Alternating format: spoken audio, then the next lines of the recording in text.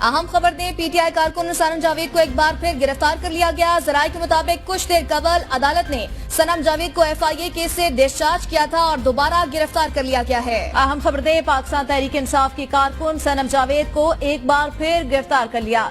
PTI कारकुन सनम जावेद को एक बार फिर गिरफ्तार कर लिया है। कुछ ही देर पहले इस्लामाबाद में एफआईए के केस से उनको बरी किया गया था। उनके वकील की जानिब से बताया भी गया था कि सनम जावेद को एफआईए के केस से बरी कर दिया गया और इससे पहले लाहौर हाई कोर्ट से भी उनको रिलीफ मिल चुका है, लेकिन पीटीआई कारकुन सनम जावेद को एक बार फिर गिरफ्तार कर लिया गया। जी बिल्कुल, आज इस्लामाबाद की जो मजिस्ट्रेट की कोर्ट है वहाँ पे सनम जावेद का केस था और उनके वकीला जो है उन्होंने बाकायदा अपने दलाइल दिए और दलाइल देने के बाद अदालत ने फैसला महफूज किया था और महफूज फैसला सुनाते हुए सनम जावेद को केस से डिस्चार्ज कर दिया था। और जैसे ही उनको केस से डिस्चार्ज किया गया है, कुछ ही देर बाद दोबारा उनको गिरफ्तार कर लिया गया है। और हमारे जराये का कहना है कि इस्लामाबाद पुलिस की तरफ से इस वक्त हदायत जारी की गई थी और उन हदायत की रोशनी में सनम जावेद की गिरफ्तारी अमल में लाई गई है। जी।